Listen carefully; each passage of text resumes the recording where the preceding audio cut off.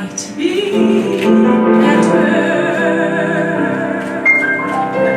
I could have not been where my children turned for answers. Well, this show at 54 Below is about dating and marriage and motherhood.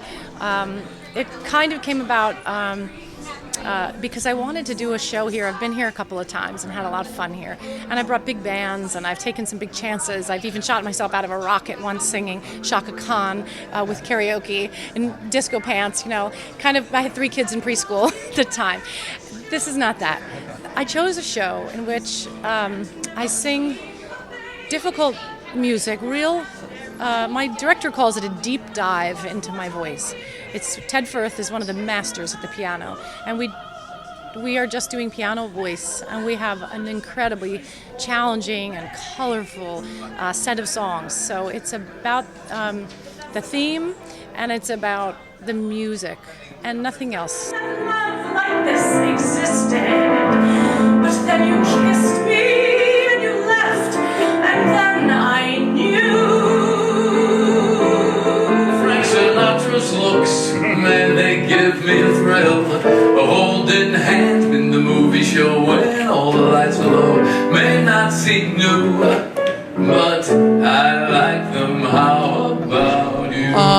Well, the show is, it's an attempt to do cabaret is so much about connecting with the audience.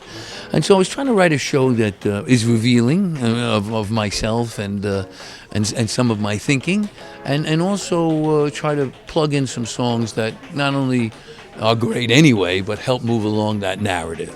And one of the things that you feel like, Randy, when you go up there is you think, I'm alone up here, but you're not. There's these other 4 guys behind you.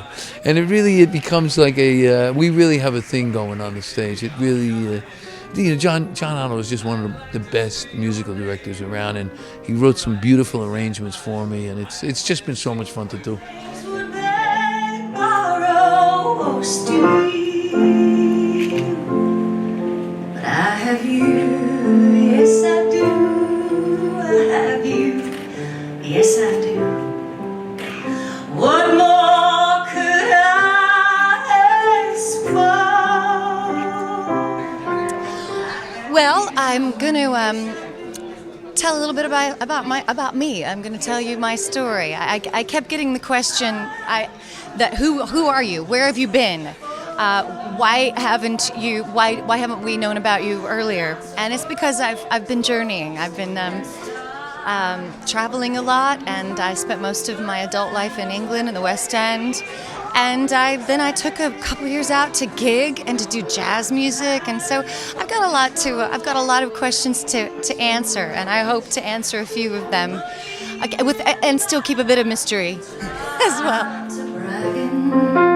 About what they poses. I don't have ponies or painted wagons or money in my mattress. Strong from the drinks that I turned down. They told me you'd be happy, bouncing babies on your knee, while I sit at home alone and I've been bouncing 3, and I'm tired. I was raised outside of St. Louis, Missouri, like very religious parents, and so actually a lot of rock and roll and a lot of early hip hop, and I was in high school in the late 80s, and a lot of music was forbidden for us. It was church music, it was a lot of country music, and my dad loved gospel music, and that was the first music. So of course I ran from that as far as I could, and then got really into rock and roll sort of in high school and college. And my musical theater knowledge was and remains pretty limited. But the first musical I really remember, because I didn't we did a high school musical every year, so I knew Guys and Dolls. We did Music Man one year. If I did the musical, I knew it, but if I didn't, I had no idea what it was. But the first score that I found myself listening to was my college girlfriend, who was a musical theater major. I was an acting major, and acting kids over here, musical theater kids kind of over here. but I changed tribes, and I mated outside of my tribe into the musical theater department. Hey, Leroy Brown, you think you're a big old Zeus? I've sheathed that lightning bolt, motherfucker. It's about this big. That's right.